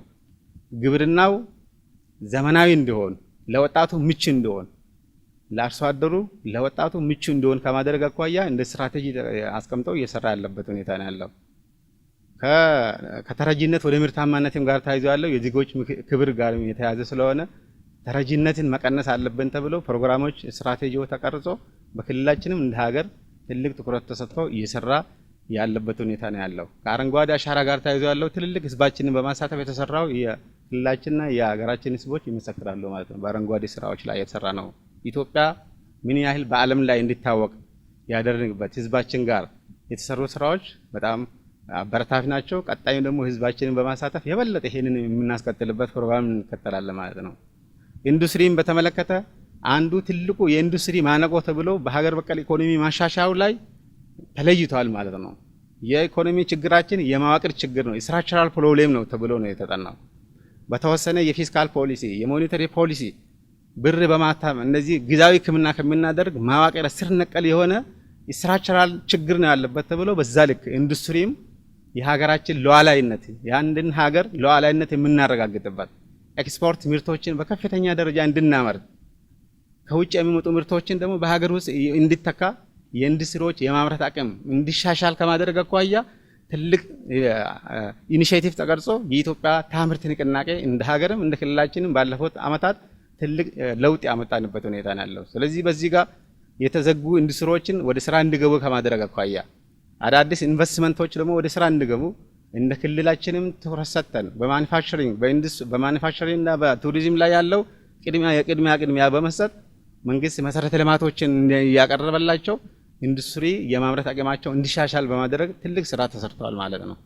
ስለዚህ ከዚህ ጋር ተያይዞ ያለው ትልቅ ለውጥ ያመጣንበትና ከስራ ዕድል ፈጠራ ጋር ተያይዞ ያለው የውጭ ሀገር ስራ ስምሪትን የዜጎችን ፍላጎት መሰረት ያደረገ የህገ ወጥ መንገዱ በሮችን በርግድ አድርገን ዘግተን ህጋዊ መንገድ እየከፈትን ዜጎች በሰለጠነና በከፊል በሰለጠነ እውቀት እያገኙ በተለያዩ በሀገራችን ውስጥ በውጭ ሀገርም የስራ እድል እየተፈጠረላቸው ያለበት ሁኔታ ነው ያለው። እናመሰግናለን። ወደ አራተኛ ተናጋሪ የሆነው የሀረሪ ዴሞክራሲያዊ ድርጅት ነው የምናልፈው። በኢኮኖሚ መስክ የፓርቲያቸው የኢኮኖሚ ፕሮግራምን ጠለቅ ባለ ደረጃ ያብራሩልን አቶ ሁሴን ሱሌማን መቀጠል ይችላሉ። 8 ደቂቃ ተሰጥቷል። የሀረሪ ህዝብ ክልል ነዋሪዎች፣ የሀረሪ ህዝብ ለዚህ ፕሮግራም አዘጋጆች ይህንን መድረክ በማዘጋጀታቸው በጣም ደስተኞች ነን። እንደ ሀረሪ ዴሞክራሲያዊ ሀዲድ እኛ እንደ ድርጅታችን ኢኮኖሚና ግብርና አንድ ላይ ነው የሚሄደው። በተለይ ግብርና ላይ እንደ ሀረሪ ክልል ጥሩ ነገሮች አሉ፣ ግን አንዳንድ የጎደሎቹ ነገሮችን ለመገንባት ለማስተካከል የምንላቸው ነገሮች አሉ። እነሱም ገበሬዎቻችን አብዛኛው ከ180ው የግብርና መሪ ነው የሚከተሉት። እሱም ክልላችን ላይ የሚደረገው አብዛኛው ጫት ነው። ጫታችን የገበሬው ጫት ቦታ ሌላ ክልል ላይ እየሄደ ነው። ማለትም ክልላችን ያመርታል፣ ክልላችን ቦታ አለማድረጉ ገቢውንም ምኑንም ወደ ሌላ ምሳሌ አወዳይና ባብሌ እየሄደ ነው። ኢኮኖሚያችን እንደዛው እየሄደብን ነው። ይህን ነገር እንድናስተካክል ነው እኛ ህዝባችን ከመረጠን ማለት ነው። ሌላው ሀረዌ ላይ ድሮ እንደምናውቀው በጣም በግብርና በማንጎ፣ በብርቱካን፣ በፓፓይ ሀረሪ ክልል የምትታወቀው በፍራፍሬ ነበር። እሱም በሀረዌ ላይ ይሄ ለውጥ ከመጣ በኋላ ትንሽ ይሄ ነገር የተዳከመ ይመስለኛል። ያንን ነገር ደግሞ ምንድነው ያዳከመው ጥናት አድርገን ያንን ነገር ወደ ነበረበት ቅድመ ሁኔታ ለመመለስ ነው። ሌላው የሚታይ ነገሮች አሉ፣ በግብርና ክልላችን ላይ የሚታዩ ነገሮች አሉ። እነሱን እናበረታታለን እንደ ድርጅታችን። እነሱ ያልሰሩት ነገር ህዝባችን ከመረጠን ለመስራት፣ ህዝባችን ደግሞ ያንን ነገር ካልሰጠን ለነሱ ጠቆማ ለመስጠት። ክልላችን ብዙ ጊዜ ስለ ግብርና ሲያወራ ወደ ኤረር ነው የሚሮጠው። እንግዳ ከመጣ ወደ ኤረር ነው። ኤረር ላይ ጥሩ ነገር እየተሰራ ነው፣ ሌሎቹ ላይ ለምን አይሰራም ነው። አሁን ለምሳሌ ቅድም እንዳነሳሁት ሀረዌ ላይ ቢሰራ ፕላን 1 ፕላን ቢ ፕላን ኤ ተብሎ ቢሰራ እያደግን ነው የምንሄደው ማለት ነው። ስለዚህ በግብርናችን ኢኮኖሚያችን ላይ ኢንዱስትሪ እንግዲህ ያለውን ኢንዱስትሪ ክልላችን ትንሽ የመሬት አናሳነት ማለት ያለውን ማበረታታት ነው። ጥሩ ነገር እየሄደ ነው። ስለዚህ መልካም፣ በድጋሚ እናመሰግናለን። የሶስተኛው ዙር የክርክር መድረኩ ምዕራፍ ተጠናቋል። በሀረሪ ብዙሃን መገናኛ ኤጀንሲ የተዘጋጀው የምርጫ ክርክር መድረክ በመከታተል ላይ ትገኛላችሁ። ክቡራን ተመልካቾቻችን፣ የክርክሩ መድረኩ ሶስተኛ ዙር ላይ ደርሷል። በመግቢያችን ላይ በገለጽነው መሰረት ሶስተኛው ዙር ተፎካካሪ ፖለቲካ ፓርቲ ተወካዮች ለሌላ ተፎካካሪ የፖለቲካ ፓርቲ ያላቸውን ጥያቄ የሚያቀርቡበት ይሆናል። ጥያቄ ማቅረቢያ ጊዜ እንዲሆን 2 ደቂቃ ተሰጥቷል። የመጀመሪያው ተናጋሪ የሚሆነው በዚህ መሰረት የኢትዮጵያ ብሔራዊ አንድነት ፓርቲን ይሆናል። የመጀመሪያው ጥያቄ የምትሆኑት እናንተ ናችሁ። 2 ደቂቃ አላችሁ ጥያቄ ለማቅረቢያ ጊዜ። ነጻነትና እኩልነት ፓርቲ ይሄ ቀጣጣ የኢኮኖሚ ስርዓትን የምታስተካክሉበት ከቀጣጣ ወደ ቀጥ የምትመልሱበት የፖሊሲ ምንድነው የሚለውን ነገር ነው። ሌላው ብልጽግና ፓርቲን የምንጠይቀው 112 አናሳ ስራ አጥነትና ሁለተኛ 23 መካከለኛ በማደራጀት ከኮሪደር ልማት ጋር የተቀናጀ ነው በማቀናጀት አሁን ከኮሪደር ልማት ጋር የተቀናጀው ስራ አጥነት በእንደዚህ በመካከለኛና በከፍተኛ የተባለ የተደራጀው ምን ያህል ካፒታል አለው? በካፒታል ቢገለጽ ምንድነው ተጠቃሚ ያደረገው? በኮሪደር ልማት ምን ያህል ባጀት ወጣ? በዛ ባጀት ላይ ምሳሌ መድኃኔዓለም ትምህርት ቤት ቴክኒክና ሙያ ነው። በዛ የተለያየ ዲፓርትመንት ላይ በዚህ ዲፓርትመንት እንዲያደራጅተናል፣ በዚህ ዲፓርትመንት እንዲያደራጅተን ተጠቃሚ አድርገን እንዲህ አይነት ፈንክሽናል የሆነ ጥቃቅን እና ስራ አጥነትን በእንደዚህ ቀንሰናል የሚሉትን በቁጥር ቢገልጹልን የሚል ነው። ምክንያቱም የወጣቶች የስራ እድል ፈጠራን በዋናነት በትልቁነት የተሰራ እንደሆነ ስለተገለጸ ነው። ሌላው የኢንዱስትሪ ትልቁ የኢንዱስትሪ ማስፋፊያ መንደሮች ተሰርተዋል። መንደሮቹ የት አሁን እንደ ሐረሪ ክልል ምንድነው የተሰራ ያለው? የት ጋር ነው የተሰራ ያለው? ምን እየተደረገ ያለው የሚለው ነገር ቢገለጽ። ሌላው የስራ እድልን ቀጣ ከሸማችነት ወደ አምራችነት ቀይረናል የሚለው ነገር ዳው ማህበረሰብ ላይ ያመጣው ፋይዳ ምንድነው የሚለው ነው መጠየቅ የምንፈልገው። ሌላው ሀዲድ ፕሮግራሙን አልገለጸም ብዬ ነው። አማራጭ ፕሮግራሞችን አላስቀረ ለህዝብ አሁን ብመረጥን ብሎ ምንድነው አሁን የአማራጭ ፖሊሲያቸው ምንድነው? አሁን ለኛ ምን ኮንፊዥን ቢጂታው ስለፈጠሩብን ነው። ሌላ የነጻነትና እኩልነትም ጠይቀው 17 እናመሰግናለን ክቡር ተከራካሪ። ጥያቄ ማቅረብ የሚችሉበት 2 ደቂቃ ጊዜ ተጠናቋል። የሁለተኛው ጥያቄ የሚሆነው የነጻነትና እኩልነት ፓርቲ ነው። ጥያቄያችሁ ማቅረቢያ 2 ደቂቃ ጊዜ ያላችሁ። አቶ አብዱልሐፊዝ አህመድ መቀጠል ይችላሉ። አመሰግናለሁ። እንግዲህ ያው ብዙ ጥያቄዎች ቢኖርንም ከሰዓቱ አንጻር ያው ኢሹ ጋር የተያያዘ ጉዳይ አንድ ጥያቄ ለማንሳት ነው የምፈልገው። ያውም ለብልጽግና ነው ማቅረብ የምፈልገው ጥያቄውን። የተፈጥሮ ጥበቃን ግብርናን በተመለከተ የተፈጥሮ ጥበቃን የተመለከተ ዲፎረስቴሽንን በመቀነስ የሚደረጉ እንቅስቃሴዎች ምን ያህል ውጤታማ ሆነዋል? ሌላ ሁለተኛ በዲፎረስቴሽን ኢምፓክቱ ማለትም አሁን ለምሳሌ በልምድ የሚታወቀው ኮብልስቶን ኮብል ዳቦ የሚባሉ የሚመረቱ አካባቢዎች ስፔሻሊ ደግሞ በጀጎል ውስጥ ባሉት ውስጥ የአካባቢ ብከላን የተመለከተ ምክንያቱም ጭስ አልባ ሳይሆኑ ጭስ ከደን ምርት ይቀንሳሉ ብሎም ደግሞ አካባቢን ይወክላሉ እና ለዚህ ሁለቱን በማስተሳሰር ምን ያህል ነው ጭስ አልባ ዳቦ ቤቶችን በጀጎል አካባቢ ለመመስረት ያሰባችሁትና ግብርናን ከህዝብ ጤና አንጻር ምን ያህል ነው ይሄንን ነገር የሄዳችሁበት የሚለውን ጥያቄ ለማቅረብ ነው። አመሰግናለሁ። እናመሰግናለን። በሶስተኛነት ጥያቄ የሚያቀርበው ፓርቲ የብልጽግና ፓርቲ ይሆናል። 2 ደቂቃ አላችሁ። ወይዘሮ ሮዛ ኡመር መቀጠል ይችላሉ። እሺ፣ አመሰግናለሁ። እኔ 2 ጥያቄ ነው የምጠይቀው። አንደኛው ጥያቄ ለሁሉም ተፎካካሪ ፓርቲዎች አንደኛ የሁሉም የኢኮኖሚ ፖሊሲያቸው አሁን ያለውን ችግርም ለመፍታት ፖሊሲው ግልጽ ሆኖ በየትኛው መስመር ወይም በየትኛው ኢዲዮሎጂ ነው ይህንን ችግር ለመፍታት የሚያስቡት የሚለው ነው። ሁለተኛው የኢትዮጵያ ብሔራዊ አንድነት በማኒፌስቶ ውስጥ ያስቀመጠው በተለይ በግብርናና በመሬት ጉዳዮች ላይ የተቀመጠው አንዱ የፊውዳል አርሶ አደሩን ከፊውዳል አገዛዝ ነፃ ሆኖ መሬቱን በትክክለኛው መንገድ እንዲጠቀም ያደርጋል የሚል ማኒፌስቶዎች ውስጥ አለና ይሄ አሁን በተለይ ያረጀ የፖለቲካ እይታ አይደለም ወይ? አሁን ፊውዳላዊ አገዛዝ ኖሮ አርሶ አደሩ በፊውዳል ይተዳደራል ብሎ ነው የሚያምነው? በዚህ ደረጃ ከፊውዳል አሰራርና አገዛዝ ነፃ የሚሆን አርሶ አደርን መፍጠር የሚል ማኒፌስቶቸው ውስጥ ስላለ ይሄኛው አሁን የትግል ስልቱ ራሱ በጣም ያረጀና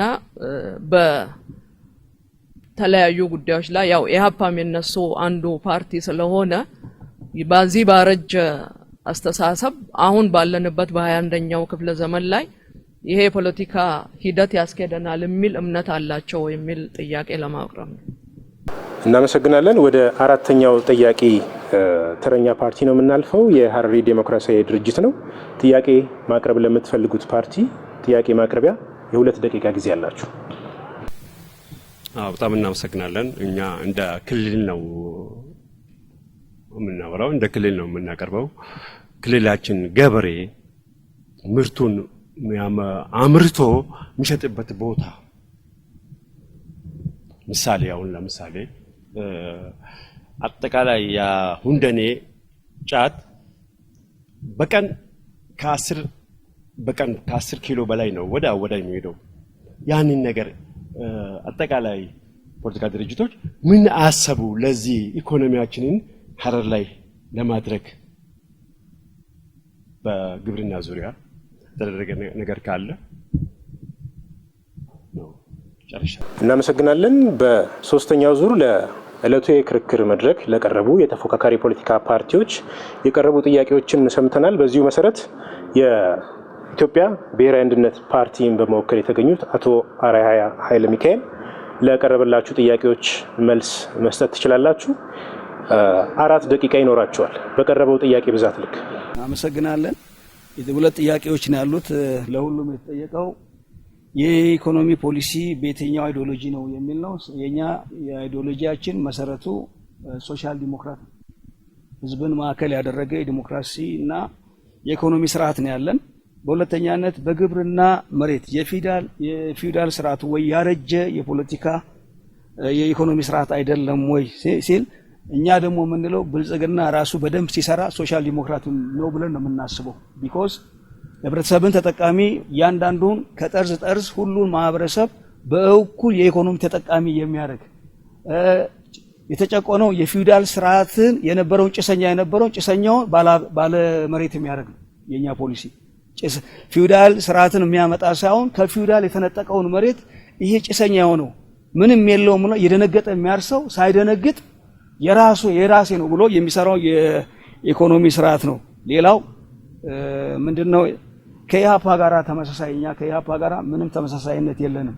የኛ ፓርቲ ኢህአፓ ከሌላ ጋር ኢህአፓ መያድ ምናምን ከሌላው ጋራ ነው። ስለዚህ የኛ ትክክለኛው የፖለቲካችን ፊውዳላዊ የሆነ ስርዓቶችን መሬት ላይ ማስፈን ሳይሆን ከፊውዳል ነፃ የሆነ እያንዳንዱ ዜጋ ስፔሻሊ ገበሬው መሬቱ የኔ ነው ብሎ ምርታማነቱን ከፍ በማድረግ ድህነትን የሚነቅል የሚያጠፋ በእኩል ተጠቃሚነትን የሚያሰፍን ነው የሚል ነው። አመሰግናለሁ። በቀጣይ የነጻነትና እኩልነት ፓርቲ ለቀረበላችሁ ጥያቄ መልስ የምትሰጡ ይሆናል። አንድ ጥያቄ ቀርቦላችኋል። 2 ደቂቃ አላችሁ። አመሰግናለሁ። ማለትም ምንድነው እናንተ የምትከተሉት የኢኮኖሚክ ፖሊሲ የሚል ጥያቄ ነው የቀረበው። ይሄ እኛ ኢኮኖሚክ ፖሊሲያችን ሊበራልና ከመንግስትን ከማንኛውም ኢንተርፌረንስ ነፃ የሆነ የሚለውንም አንከተልም። ጥግ የረገጠ ነው። በዚህ በኩል ደግሞ ሶሻሊዝም የማህበረሰቡን ብቻ የሚል ሀሳብና ምንም አይነት የሆኑ ነገሮች እንዳሌሉ ሶሻሊዝምን የሚያቀነቅንም አይደለም። የኛ ማዕከላዊ የሆነ ስንል ሁለቱንም ጠቃሚ ጎን ለህዝብ የሚጠቅመውን ነገር መንግስት ኢንተርቪን የሚያደርግባቸው ኤሪያዎች ላይ ለምሳሌ ሞኖፖሊስቲክ የሆኑ ማለትም እንደ ኢትዮጵያን ኤሌክትሪክ፣ ኢትዮጵያን ቴሌኮሙኒኬሽን እና ሌላ ትልቅ ሂውጅ ኢንቨስትመንት የሚያስፈልጋቸው መንግስት ኢንተርቪን የሚያደርግባቸውን እንዳለ ሆኖ ሌላው ግን በነጻነት የሚንቀሳቀስበት ሁኔታ፣ ሌላ ደግሞ ምንድነው ህዝብንም የሚያደምጥ የህዝብን መሰረት የያዘ አንኤምፕሎይመንትን የሚቀንስ ዲቨሎፕመንትን የሚያሻግር የዚህን ሁለቱን አንድ ላይ አቀናይቶ የሚሄድ እንጂ ሁለት ጽንፍ የያዙትን የኢኮኖሚክ ፖሊሲዎችን የማይከተል አብሶሉትሊ ማዕከላዊ የሆነውን የሚከተል እንቅስቃሴ ነው የምናደርገው የሚለውን ለመግለጽ ያክል ነው። አመሰግናለሁ። እናመሰግናለን። በሶስተኛነት የብልጽግና ፓርቲ ከሌሎች የተፎካካሪ ፖለቲካ ፓርቲዎች ለቀረበላችሁ ጥያቄ መልስ ትሰጣላችሁ። 6 ጥያቄዎች ቀርበዋል። በመሆኑም 12 ደቂቃ ይኖራችኋል። መቀጠል ትችላላችሁ። አመሰግናለሁ። እንደ ጥያቄ ለብልጽግና ፓርቲያችን የተነሳው አንዱ ከኢንዱስትሪ ጋር ተያይዞ ያለው የአነስተኛና መካከለኛ ኢንዱስትሪዎች አዲስ የተፈጠረው በቁጥር ቢገለጽ ብሎ የተጠየቀ ጥያቄ አለ። ኢንዱስትሪዎች በስትራቴጂው መሰረት የራሳቸው ካታጎሪ አላቸው። አነስተኛ ኢንዱስትሪዎች፣ መካከለኛ ኢንዱስትሪዎች እና ከፍተኛ ኢንዱስትሪዎች ተብሎ ስለተከፋፈለ በዚህ ሬንጅ ውስጥ ነው የሚገባው። ቁጥሩን በአንድ ላይ ለማስቀመጥ ሳይሆን አነስተኛ ኢንዱስትሪዎች የምንላቸው እስከ 10 ሚሊዮን ካፒታል ያላቸውን በዛ ካታጎሪ ውስጥ ነው የሚገባው ማለት ነው። ስለዚህ ቅድም ያስቀመጡት ወደ 132 የተባለው በአነስተኛ ደረጃ ያሉ ካፒታላቸው በተለያየ ደረጃ ቢሆንም እስከ 10 ሚሊዮን ካፒታል ያስመዘገቡ ናቸው። በመካከለኛ ደረጃ ኢንዱስትሪ የምንፈርጃቸው ደግሞ ከ10 ሚሊዮን እስከ 90 ሚሊዮን ካፒታል ያላቸው ናቸው።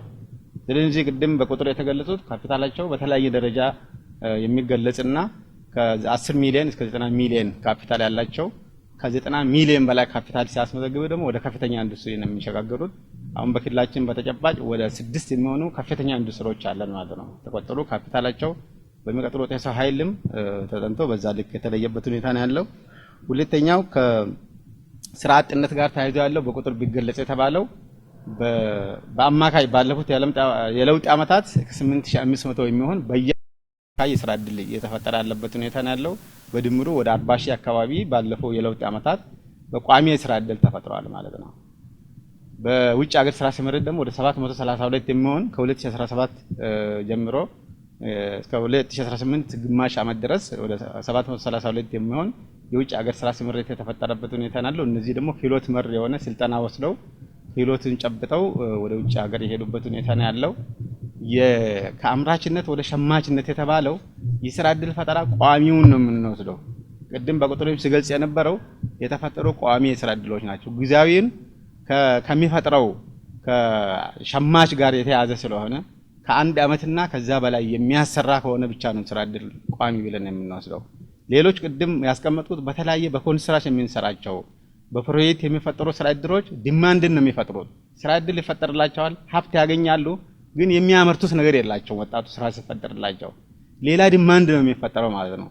ስለዚህ ገበያ ላይ የሚፈጥረው የዲማንድን የመጨመር ፍላጎትን የመጨመርና ምርትን እያመረቱ ሳይሆን በዋናነት ግን በቋሚነት የአምራች ስራ ፈጠራ ስንል በኢንዱስትሪም ስራ ዕድል ፈጠራ ስራ ዕድል እየተፈጠረለት እያመረተም ደግሞ የኑሮ ውድነትን ላይ አስተዋጽኦ እያደረገ በግብርና ስራ ዕድል ሲፈጠርለት እያመረተ በምርትና ምርታማነትን ደግሞ የራሱ ኮንትሪቢዩሽን እያደረገ ስራ ዕድልም ስለሚፈጠርለት ለዛ ነው የአምራች ስራ ፈጠራ የምንለው ማለት ነው። እያመረተ በቱሪዝም በማይኒንግ በተለያዩ የሚሰሩ በከተማችን አሁን የሰራው ከኮሪደር ልማት ጋር ተያይዞ ያለው ማንሳት ይቻላል። የጀጎል ውስጥም የአካባቢችን ጸጋ በማዕድን ላይ ስራ ተሰርቶ ከፍተኛ የሆነ የአካባቢ ጸጋ ተጠቅመን ስራ ዕድል የተፈጠረበት ሁኔታ ነው ያለው።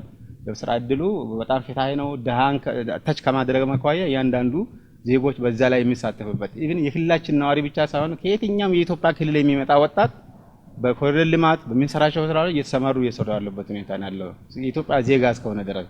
ስለዚህ ስራ ዕድልን ከመፍጠር አኳያ ከፍተኛ የሆነ የኑሮ ውድነትንም ከማቃለል አኳያ ወጣቱንም ደግሞ ከማሻሻል አኳያ የተሰሩ ስራዎች የሚታይበት ሁኔታ ነው ያለው።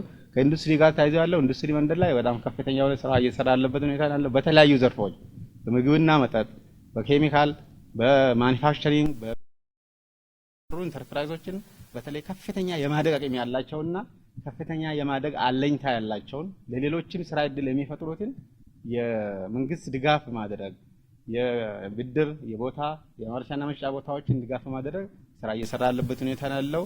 በከተማችን እየሰራ ያለው የስማርት ፖሎችን ሌሎችም ኬሚካሎች በተለይ እነዚህ የዌስት ትሪት እንትን ከማድረግ ጋር ማኳያ በሳሙና ላይ በተለያዩ ኢንዱስትሪዎች ላይ እየሰማሩ ያለበት ሁኔታ ነው ያለው። ስለዚህ በዛ ኢንዱስትሪ ደረጃ ደግሞ ጥሩ የተሻለ ሁኔታ ያለበት ሁኔታ ነው ያለው። ቀጣይ ደግሞ በአዲስ የክልሉ መንግስት ፕራዮሪቲ ሰጥቶ በኢንቨስትመንት መሪ ወስዶ ኢንዱስትሪ ላይ የተሰማሩ እያለቁ ወደ ምርትም እየደረሰ ያለበት ሁኔታ ነው ያለው። እነዚህ ደግሞ ሲጨመር በከፍተኛ ደረጃ ኢንዱስትሪያችን የተኪ ምርትም የውጭ ኤክስፖርት የምናደርጋቸውን ኳሊቲያቸውን ጠብቀን በእንትኑ መሰረት እየሰራን ያለበት ሁኔታ ነው ያለው። አመሰግናለሁ። እሺ ሰዓት አለኝ አይደል? እሺ አመሰግናለሁ። ያው የተነሱት ጥያቄዎች በሚገባ እኛ እንደ ብልጽግና አንዱ ትልቁ የቱ ጋር ነው ያለው የኢንዱስትሪ መንደር የሚለው እዚህ ክልል ላይ ያለ ሰው ማያውቀው የለም። አመሬሳ አካባቢ ያለ ትልቅ የኢንዱስትሪ መንደር ነው ያለን። በዛ ውስጥም እየተመረቱ ያሉት አንዱ ተኪ ምርቶችን በማምረት ነው እየሰራ ያለው። በተለይ ደግሞ ከኮሪደሩ ጋር ደግሞ የቱ ጋር ነው የተያያዘው የሚልም ጥያቄ ቀርቧል። አንዱ የኮሪደር ፖሎችን የተለያዩ የመብራት የወክዌይ ስራዎች ከውጭ ሲገቡ የነበሩትን ምንዛሪ በማስቀረት በተለይ የሀረር ኮሪደር የተሰራበት አንዱ ትልቁ የአካባቢ ጸጋን በመጠቀም ነው። ይሄ ደግሞ በአካባቢያችን ያሉት ኢንዱስትሪዎች አንደኛ የማምረት አቅማችንን ከፍ ያደረግንበት፣ ሁለተኛ የውጭ ምንዛሪን እዚህ ያስቀረንበት ትልቁ የኢንዱስትሪ የመነቃቃት ስራ ያልነው እሱ ነው። በተሰሩት ኮሪደሮች ደግሞ ምን ያህል የስራ ዕድል ፈጠራ የሚለውን ማንም የሚያውቀው በተለይ ደግሞ የጀጎል ውስጥ ለውስጥ የዓለም ቅርጽ የሆነውን አድሰን በምንሰራበት ስራ ውስጥ የአካባቢ ጸጋን የተጠቀምነው አንዱ የሐኪም ጋራ ድንጋይን ወደ ዳቦ የቀየረበት ፓርቲ ነው ብልጽግና ፓርቲ። ስለዚህ ስራ ዕድልም በብዙ የተፈጠረበትና በኢንዱስትሪ ውስጥ ራሱ ብናይ እዛ አካባቢ ራሴ የተሻለ ነው ብለን ነው እስካሁን ከሰራናቸው። የበለጠ ደግሞ ትልቁን ጫና የስራ ዕድል ፈጠራን ደግሞ ፓርቲያችን ሲመረጥ ይህንን ችግር የሚፈታ ትልልቅ ፕሮጀክቶችን በመቅረጽ የበለጠ የስራ እድልን በቋሚነትም በጊዜያዊነትም የምንፈጥርበት ሁኔታዎችን መፍጠር አለብን የሚል ሌላው ከብክለት ነፃ የሆነ የሚለውን አንደኛ በተለይ ከዳቦ ጋር ተያይዞ የተነሳው አለ። ሐመሬሳ አካባቢ ኢንዱስትሪ ዞን ላይ ያለው ትልቁ የዱቄትና የዳቦ ማምረቻ ፋብሪካችንን መግለጽ እንችላለን። በአብዛኛው ክልሎች ላይም በዚህ ደረጃ ወደዛ እንዲሻገሩ እየተሰሩ ያሉት በከተማውም በግሉ ዘርፍ ያሉት ዳቦ ቤቶች ዛሬ በእንጨት ነው የሚጋግሩት ማለት አይቻልም። የተወሰኑ ሊኖሩ ይችላሉ። ከዛ ውጭ ግን በአብዛኛው ለሁሉም ወረዳ የከተማና የገጠር ወረዳዎች ዳቦንም በማከፋፈል ዱቄት ፋብሪካዎችንንም በማስተሳሰር ዳቦ ቤቶቹን እንዲሰሩ እየተደረገ ነው ያለው። ሌላው ከብክለቱ ጋርም ተያይዞ በግብርናው ዘርፍም እየተሰሩ ያሉ ስራዎች አንዱ የተፋሰስ ልማቶቻችን የአረንጓዴ አሻራ መርሃ ግብራችን ላይ ብዙ እንጨቶችን ወደ ማገዶ ከማስራት አንፃር የተለያዩ አማራጮችን ማህበረሰቡ እንዲጠቀም በተለይ ደግሞ የመብራት አገልግሎትን በገጠር በከተማም እንዲዳረስ በማድረግ ስቶቮችን በተለያዩ ኢነርጂዎችን እንዲጠቀሙ እየተደረገና የእንጨትን ከመጨፍጨፍ ወደዚህ እንዲሻገር የገጠር ወረዳዎች ራሱ በአዲሱ የገጠር ኮሪደራችንም አንዱ ኢነርጂን ከእንጨትና ከተለያዩ የደን ጭፍጨፋዎች ነፃ እንዲሆኑ እየተሰሩ ያሉ ስራዎችም አሉ። በቀጣይ ደግሞ የበለጠ ለመስራት ብልጽግናን መመረጥ አለበት። ሌላው የምርት መሸጫ ቦታዎችን አስመልክቶ በዚህ 5 ዓመት የተሰሩ በተለያዩ የወረዳዎች ላይ 5 የገበያ ማዕከላት ከሀረዌ ጀምሮ በተለይ ደግሞ ገልመሺራ አካባቢ ያለው ዘመናዊ የአርሶ አደር ምርት መሸጫ ማዕከላትን ገንብቶ በብልጽግና የሚመራው መንግስት እየሰራ ያለው የገበያ ቦታዎችን እየሰራ ያለው የጫት ገበያዎች ደግሞ ከአወዳይ ጋር መተሳሰር ከጎረቤት አገሮች ጋር ተያይዞ የገበያ ሁኔታዎችን የመፍጠር አንዱ የሚታወቅበት ስለሆነ የአወዳይ ገበያን ከሀረሪ የጫት ምርት ጋር ማስተሳሰሩ ራሱ አንዱ የብልጽግና እይታም ስለሆነ ክልል ላይ ብቻ ተወስኖ የሚሄድ ገበያ አይደለም ሊኖረን የሚገባው። እስከ ድንበርም እስከ ታችም እስከ ጅቡቲም በተለያዩ ጉዳዮች አርሶ አደራችን እዛ አድርሶ ምርቱን የሚሸጥበት ክፍት የሆነ የገበያ ሁኔታዎችን የመፍጠርና በአንድ ቦታ የታጠረ ገበያ እንዲኖር አይደለም። ስለዚህ ማህበረሰቡ እርስ በራሱ የሚገበያይበትን ሁኔታዎች መፍጠር ስለሆነ የአወዳይ ጫት ምርት የበለጠ የሚታወቅበት ነው። ከተማ ላይ ደግሞ አርሶ አደሩ የሚሸጥበት ቦታዎችን እየተገነቡ ያሉ አሉ፣ አልቆ ደግሞ እየተሰሩ ያሉ ስራዎች አሉ። ስለዚህ በዚህ እይታ ኢኮኖሚያችን አስተሳስረን ለዳው ማህበረሰብ ደግሞ ምንድነው የታሰበው የሚለውም ተነስቷል። የዳው ማህበረሰብ የዳውን አንደኛ የከተማውንና የገጠርን ምርትና ምርታማነትን በመጨመር በቅዳሜና እሁድ ገበያዎች ምርትን ከአርሶ አደሩና ከሸማቹ መሃል ሰንሰለት እንዲቆምና የንግዱን አርሶ አደሩ ጋር እንዲሸምት ሸማቹ በትንሽ ዋጋ እንዲያገኝ እየተሰሩ ያሉ ስራዎች የሌማት ትሩፋቶቻችንን በተለያዩ ስራዎች ውስጥ በማስገባት ሸማቹ የከተማውን የኑሮ ውድነትን የኑሮ ጫናን ለማቅረብ እየተሰሩ ያሉ ስራዎች በጣም በብዙ ናቸው። ግን ደግሞ የተሰሩ ስራዎች ደግሞ አሁንም የሚቀሩ ስላሉ ብልጽግና ከተመረጠ ደግሞ እነዚህን የጀመራቸውን ስኬቶች በበለጠ ምርትና ምርታማነትንም በመጨመር የከተማውን የኑሮ ጫናን ወይም ደግሞ የኑሮ ውድነትን የማረጋጋት የገበያ ኑሮ ውድነትን ለማረጋጋት ዝቅተኛ ገቢ ያላቸውን ሸማችን በአጭሩ የሸማቾች ማህበራትን በማስፋፋት የኑሮ ጫናውን እንዲቀነስ የሚያደርግበትን ስትራቴጂና የኢኮኖሚ ፖሊሲ እየፈጠረ ያለ ፓርቲ ስለሆነ ፓርቲያችን ከተመረጠ የበለጠ ከዚህ የበለጠ ኢኮኖሚ ስራዎቻችንን የማሳካት ስራዎችን የምንሰራ መሆኑን ለማግለጽ ነው። አራተኛ መልስ ሰጪ የሚሆኑት የሀረሪ ዴሞክራሲያዊ ድርጅት ይሆናል። 2 ጥያቄ ቀርቦላችኋል። በመሆኑም 4 ደቂቃ ይኖራችኋል። መልስ መስጠት ትችላላችሁ። እሺ፣ በጣም እናመሰግናለን ተመልካቾቻችን። አቶ አሪያ ያቀረቡት ጥያቄ ግልጽ አይደለም ነው ፕሮግራማችሁ። እኛ ፕሮግራማችን የሀረሪ ዴሞክራሲያዊ ድርጅት ሀዲድ የብሔር ድርጅት ነው። ለሀረሪ ህዝብ የቆመ ድርጅት ነው። ይህንን ገልጸናል። የኢኮኖሚ ፕሮግራማችን እኮ ቅድም ግልጽ አድርገናል።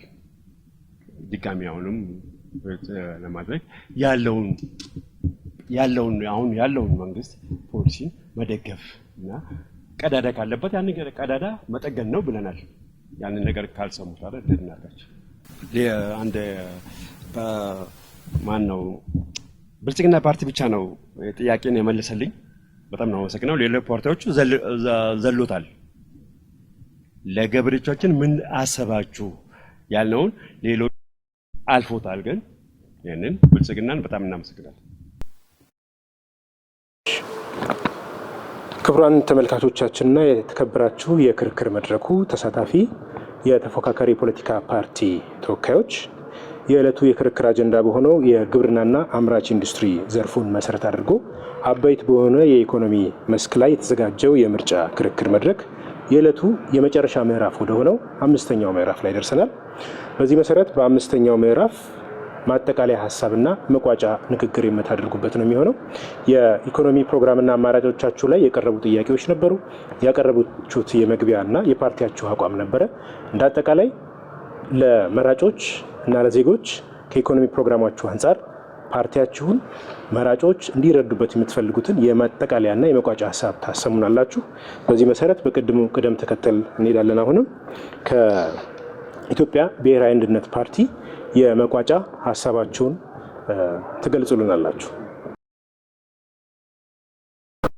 ጣናውም የህብረተሰቡን ነው። ያው ተፎካካሪ ፓርቲ ስንሆን የህብረተሰቡን ጥያቄ ነው ይዘን የመጣ ነውና ያንን ጥያቄ በትክክል አድርገን እንመልሳለን።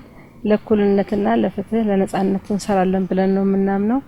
እዚች ጋር እኛ ይዘን የመጣ ነው ያው ብልጽግና ያው ተፎካካሪ ፓርቲያችን አልሰራውም ማለት ሳይሆን በአካታችነት ዙሪያ ላይ ብዙ መሰራት ያለባቸው ነገሮች አሉ። በሴቶችና በወጣቶች እንደገና በአካል ጉዳተኞች እነሱ ያልተሰሩ ስራዎችን እኛ እናስቀጥለዋለን የሚል ሀሳብ አለን።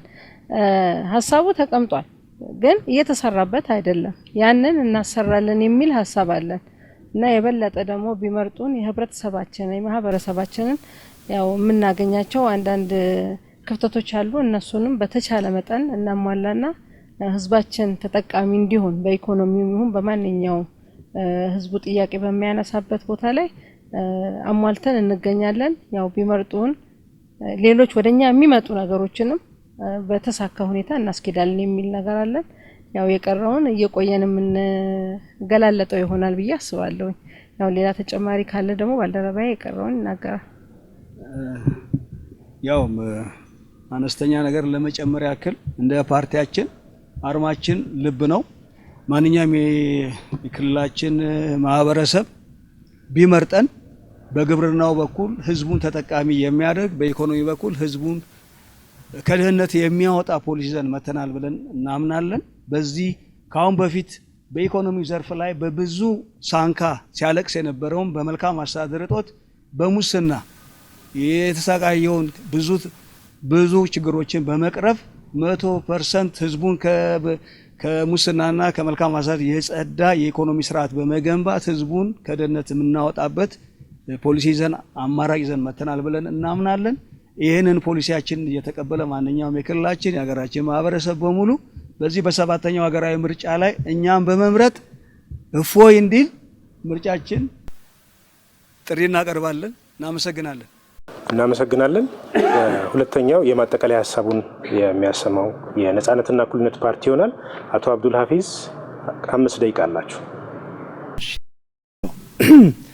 እንግዲህ ያው የኢኮኖሚ ፖሊሲያችንና እንደዚሁም የግብርና ፖሊሲያችንን በተወሰነ ደረጃ ያቀረብንበት ሁኔታ ነው ያለው።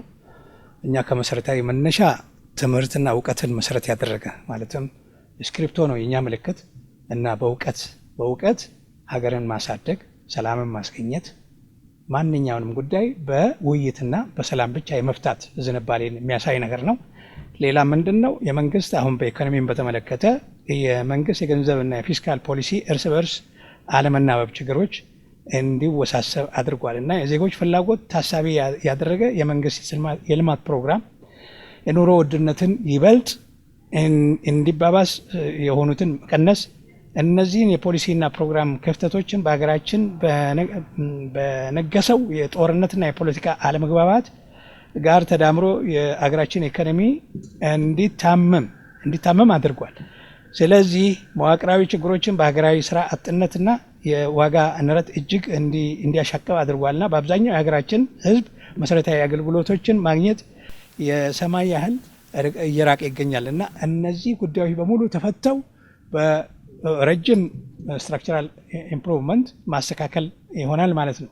ሌላ በሀገራችን የምጣኔ ሀብት እድገት እጅግ ከፍተኛ ፋይዳ ያለውን የባህር በራችንን በሰላም የምናገኝበት ሁኔታ በማንኛውም መንገድ ማለት በሰላማዊ በውይይት በማሳመን የእርስ በርስ የመጠቃቀምን መሰረት በማድረግ በሶማሌም ይሁን በጅቡቲም ይሁን በኤርትራም ይሁን በሌላ በኩል የሚገኘውን ነገር በሰላም እና በውይይት እና በእውቀት የተመሰረተ ስትራቴጂካሊ የሆኑ ጉዳዮችን ማስተካከል ነው መሰረታዊ ነገር ማለት ነው። ሌላ በዚህ ነፓ በሰባተኛ የጠቅላላ ምርጫ አሸንፎ ሀገራችን ካለችበት ሁለንተናዊ ችግሮች አላቆ ሀገር ውስጥም ሆነ በአካባቢው ሰላም እና መረጋጋት የሰፈነበት ሀገር ለመመስረት ዝግጅቱን አጠናቆ የህዝብ ይሁንታን ለማግኘት ምርጫዋን ቀን በጉጉት እየተጠባበቀ ይገኛል እና ነፓ በሁሉም መለኪያ ጠንካራ መንግስት በመመስረት ነፃነት፣ እኩልነት፣ ፍትህ ላይ የቆመች ጠንካራ ሀገር እውን የማድረግ የዜጎችን ስምምነትና ፍቃድ የማግኘት ይህን የቃል ሰነድ አዘጋጅቷል። ማለትም አሁን የተነሱ ጉዳዮችን በሙሉ ያያዘውም ማለት ነው። መላው የሀገራችን ህዝቦች ነፓ ያቀረበውን ይህን የቃል ኪዳን ሰነድ አይታችሁ ይሁንታችሁን ሰጡን ዘንድ በአክብሮት እንጠይቃለን። የምልክታችን ብዕር ነው። ብዕር የእውቀት መሰረት ነው እና ይሄንን በእውቀት የተመሰረተውን እና ወደፊትም አቅጣጫ ሩቅ የሚያሳየንን እንድትመርጡን እንፈልጋለን። እናመሰግናለን። በሶስተኝነት የዕለቱ የክርክር አጀንዳ ላይ የማጠቃለያና የመቋጫ ሀሳብ የሚሰጡን የብልጽግና ፓርቲ ይሆናል። 5 ደቂቃ አላችሁ።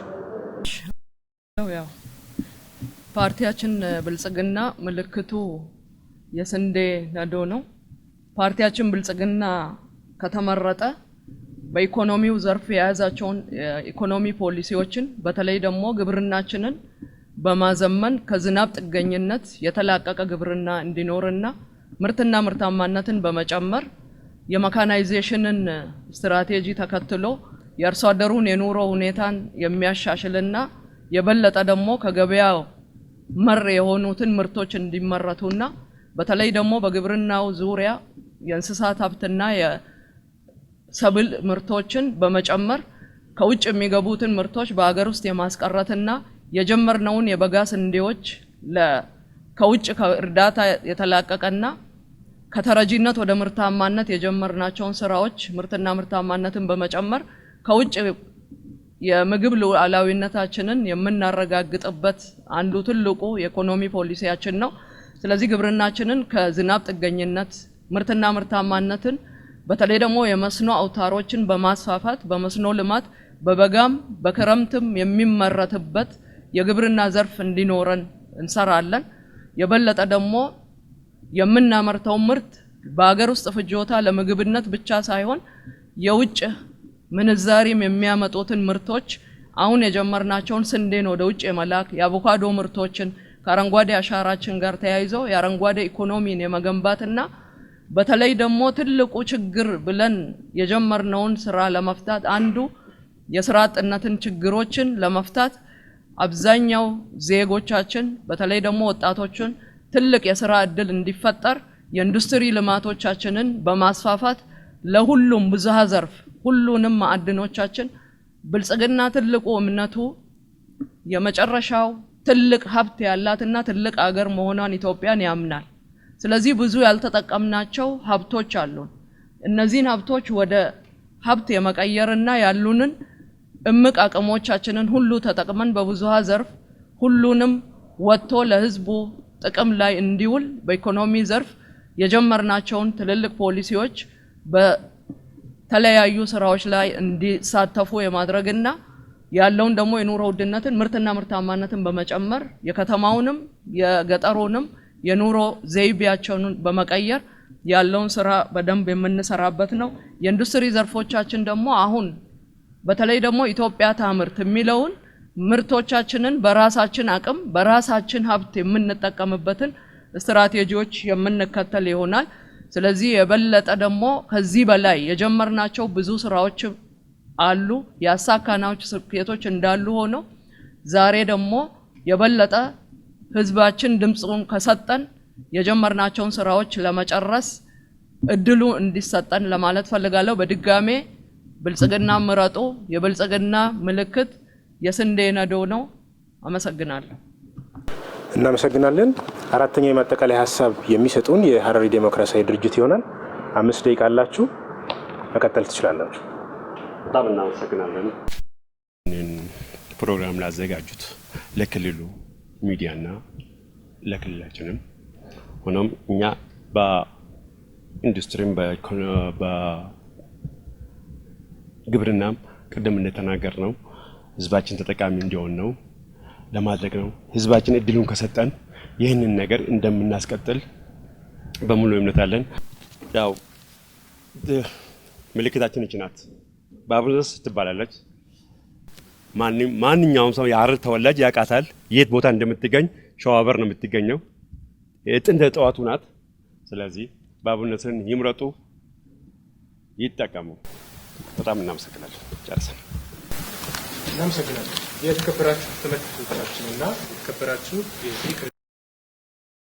የፖለቲካ ፓርቲ ተወካዮች የሐረሪ ብዙሃን መገናኛ ኤጀንሲ በምርጫ 2018 በሐረሪ ክልል የሚወዳደሩ የተፎካካሪ ፖለቲካ ፓርቲ ተወካዮች መካከል ያዘጋጀው የመጀመሪያ ዙር የምርጫ የክርክር መድረክ በዚህ ተጠናቋል።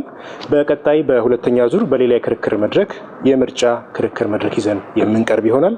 ስለተከታተላችሁን እናመሰግናለን። ጤና ይስጥልን።